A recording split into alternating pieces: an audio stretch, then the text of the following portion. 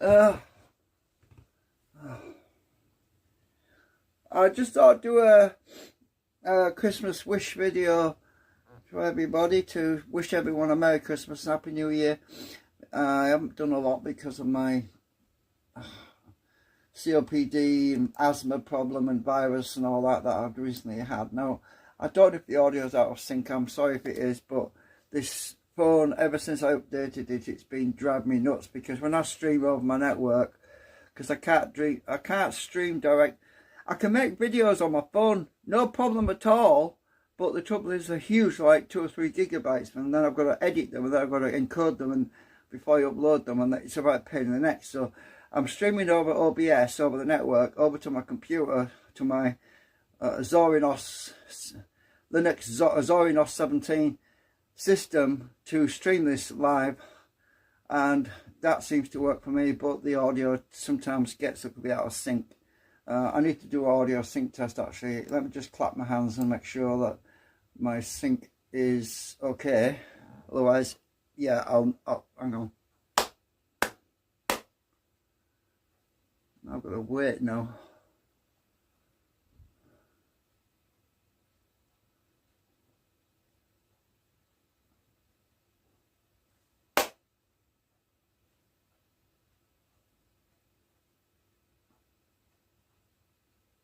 That's not bad actually. I'm looking at the VU meter on my computer. It's not bad. It seems to be fairly in sync. Okay, so I'll just tell you what's happening really with me at the moment. I mean, first of all, but there's a huge migration of people at the moment going from Windows now because of the spyware and the freaking backdoor crap and all this AI shit and all. Yeah, people are sick of it, and I mean, I've been using Windows since Windows 95 came out, you know, since the beginning, basically. I mean, I didn't use 3.1, Windows 3.1, because that was too, well, that was the early days. That was before we even had internet, really. The internet literally only just come onto the market back then, back in the 90s. And all I had at the time was an old 486 computer somebody gave me.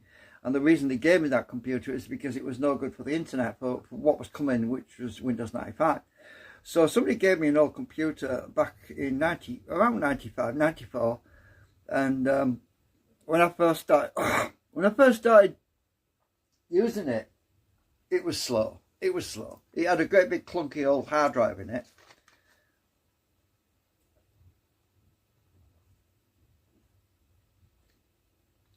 It had a massive clunky old hard drive in it. It was huge, massive, and it was only like I can't remember now actually. I think it was 100 megabytes or something silly, or was it 200 or was it 400 megabytes? I can't remember now, but it was very small hard drive, and we had to use floppy disks. Floppy freaking disks, you know. Oh God, those are the days. So you'd have to boot up from a floppy disk, or you could install it on the hard drive. I remember that computer. It was clunky as hell, but it was the very beginnings of the internet, you know, for us in the UK anyway. And at the time we thought, oh, computers are going to liberate us. We're going to be free. We can do more. The computers are going to do things for us, and we can just sit back and relax. If I only knew, if I had only known in 1995 the nightmare that was coming down the pipe towards me, towards everyone else, to do with viruses, malware, and backdoor Trojan horses, spyware. It was all there right in our face at the very beginning, but we didn't get it. We didn't get the viruses off the internet back then. They were being propagated on discs. You'd go down, you'd know some guy somewhere who had access to software that you couldn't even get your hands on. It's how do I get my internet working and all this, and some guy would come out of the woodwork and say, I've got some stuff that you can try out and blah, blah, blah. And at the time, I didn't realise it, but these people were all hackers, you know. You thought they were just technicians, but obviously you could go to a shop, a technical shop, a computer shop, and you could get things sorted out that way. But a lot of people didn't have money. So it was the very beginning of the nightmare, really. And Linux was primitive. Linux was primitive back then. It was very primitive. It was all command line. Everything was command line. You couldn't do anything. Even Windows began with a command line system on Windows 3.1. So there was no GUI, graphical user interface. Everything you had to do, you had to type it in. You had to type in commands to get things to happen. It was all, what's the word? It wasn't proper graphics. It was like those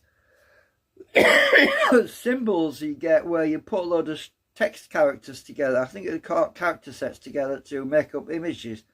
It was very, very crude.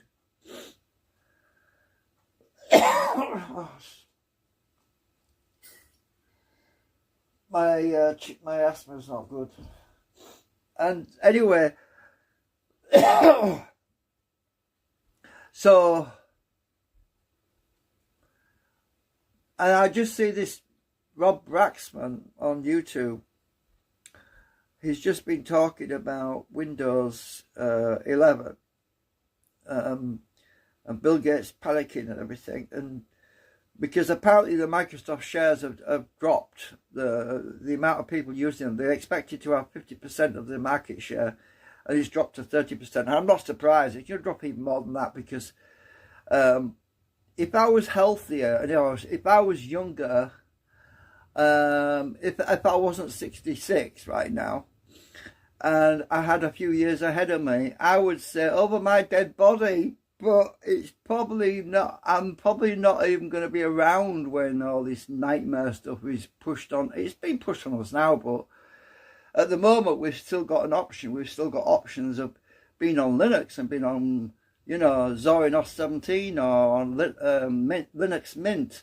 We've still got options open to us where we can go and do our processing, doing our videos. Yeah, you want to know what the real problem is with Windows? It's because it's got too much stuff is running in the background on Windows, which has got absolutely nothing to do with your daily tasks. It's all about gathering information about you. It's all about screenshotting your private life. It's data mining. Windows has become malware and spyware. That's all it is now. Windows is just a spy. Is an operating system that spies on you. It's not about you anymore. It's about them watching you. That's the reason why people are leaving it. That's the reason why everyone said, "Why am I paying for this shit? You know, why am I paying? Why am I paying? Why am I using this system when all it's doing is spying on me?" And for like 30 years, 30, 40 years, everybody that had a Windows system on their computer was spent most of that time trying to weed out malware and spyware. They'd install a program, and next thing you know, oh, you've got a backdoor Trojan on your computer. So people were installing not an antivirus, they were installing McAfee antivirus, installing all these freaking programs just to get rid of all the stuff that the system kept pushing onto us, and we didn't know where it was coming from. We did not know where all this malware and this spyware and all this stuff was coming from. We had no idea. All the time it was coming from the big boys. They would put it on there in the first place. They would pay people to put these little packages in their software, which you would install innocently, and next thing you know, oh, there's malware in there. It's not being activated, but it'll be activated in a few years' time. Oh my God. I mean, this is why we're all so sick of it, right? This is why we're all so sick of Windows, because it's like a sieve. Do you know what a sieve is? You know, where you put your vegetables in and you pour water over them and the water comes out the bottom. It's got that many freaking holes in it. You can't plug the holes because there's too many freaking holes in it, and that's why it's insecure. Windows, I'm all about. It's not safe because it's full of back doors and anyway, what am I going on? I came on here to say, so my Christmas wish. What's my Christmas wish? My Christmas wish, right, for 2026 and 2027, if I'm still around, would be that we get rid of all of this freaking nasty, horrible bully tactics, which is about control, and we'll be able to just live our lives and be prosperous, and we could create and we could use our imaginations to. They don't even want us to use our imaginations anymore. They just want us all to be like zombies, and they control us and push our buttons, and we're basically zombies. I don't want to be like that, and I don't think my daughter wants to be like that. She's stubborn like me, so yeah. She wouldn't want to be pushed around like a freaking shopping trolley, and that's what we've become shopping trolleys. We've just been moved around by the system, and we're the shopping trolleys. We are, and we're getting shoved around, and it's just not right. I mean, people want freedom. They want to be able to excel. They want to be able to grow. They want to be able to create. We are creators. That's what humanity is. We have always been creators, but they're even taking that away from us now, because if you go on, if you look around for stuff that you want to create, to build with, it's getting increasingly more and more difficult now. You're having to recycle old stuff that's basically on a junk pile somewhere. Look at the guys on YouTube who are going to rescue these old excavators, these old cars. Why are they doing that? Why are they rescuing all these old cars that have been abandoned in fields for like 40 years, 30 years? It's because the new technology is working against them. There's a few people who are working on the latest digger excavator equipment. It's always freaking breaking down. Always freaking breaking down. Why is it breaking down? Because there was an error code comes up. You've got to ring up the company that provided it. Oh, I've got error code 6019. What does that mean? What about the days when you could see a problem and you could fix it, get your spanner out, that's it, it's fixed? You can't do that anymore. It's all freaking computerized. It's all error codes and things. You've got to ring somebody up. How do I fix this? You can't. What? I can't? Oh, you've got to come out and sort it out. How much is that going to cost me? What, £2,000? Oh my God. Yeah, so you're trapped in this technological system which was supposed to be making your life easier, but now you're a slave to it. That is where we're at. We are now slaves to these freaking computer technocrats and all that, and people have had enough. People are going back to the old legacy systems where they've got control over their own life, because these systems are trying to take control over us. That's where we're at. So I'm saying Merry Christmas, Happy New Year 2026. I hope it all turns around, because the way we're going right now, it's a nightmare, and I don't want to be in that freaking nightmare. And I don't think anybody wants to be in that nightmare, because you see, as long as you've got, as long as you think you have control over your personal life, as long as you believe that, and you have a certain degree of control over your personal life, you might not complain about it. But once you realise, I've got to ring somebody up. Look what happens when your gas boiler goes wrong. I've got to ring somebody up. Because you're not allowed to touch it anymore because of gas and safety checks. We've got this here. It's crazy. You can't even fix your own equipment anymore because it's becoming, you'll own nothing and be happy. That's where we're going.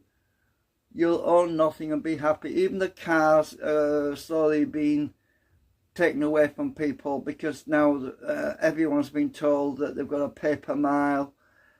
People are being charged per mile, they're paying taxes. It's getting to a point where people can't afford to run a car anymore. And what's going to happen then? They're going to say, oh, I'll tell you what, you can drive our car, our corporate car, for free, but you won't own it. We'll own it. What? So eventually we're going to end up with that situation because people say, I can't afford to run my own car anymore, so I'm going to have to use one of the system's cars because it's free. That's where we're going.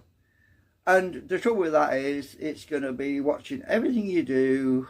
Oh, you can't touch it, you can't tamper with it. Oh, there's a camera here watching me in this freaking car. I want to disable it. No, that's an offence. What? Oh. So yeah, we're already being spied on. Our phones are spying on us. Everything you talk about is being monitored, and then the next thing you know, you're talking about, say, Rice Krispies. Next thing you know, you see an advert on freaking YouTube for Rice Krispies. So yeah, I've seen it happen all the time. It keeps happening to me all the time. Talk about something completely obligatory, completely anonymous, something completely random. Oh, what's one thing? I'll flick through my little book, look for my dictionary. I'll find something completely random in this dictionary about something, and I'll talk about it for 5 minutes, and I guarantee you I'm going to be seeing it on my YouTube feed. And you see it, and you think, oh my God, they're listening to me. They're frigging listening to me. It's bloody, this is not right. This is wrong. Back in the 50s and 60s, we had a thing called privacy and courtesy. We had a thing about personal respect towards people. Don't mind your own business situation. Mind your own effing business. But nowadays, you can't even do that. You can't even mind your own frigging business because everyone else is minding your business for you. That's basically it. And it's sad. Anyway, Santa, if you're listening, he might be listening on the internet. Santa, can we just have peace and goodwill to all men in 2026 and 2027, please?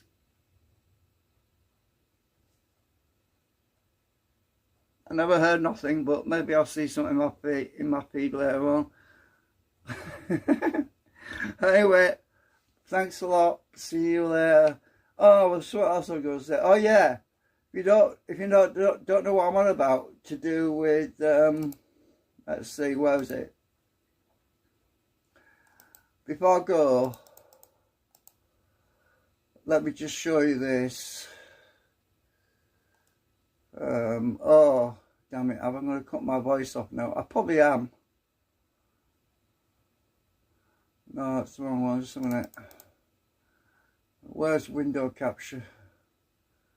Window capture. Let's see, I want that one.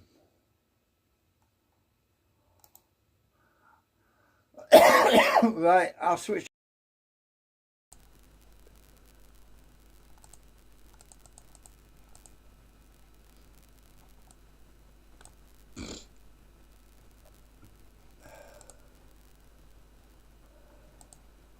This isn't a vocal minority. This is mainstream rejection. Microsoft projected 50% adoption by now. They missed by 19 percentage points. But here's what they're not telling you. Windows 10 support officially ended October 14th, 2025. That means 400 million people are now running unsupported software because they refuse to upgrade.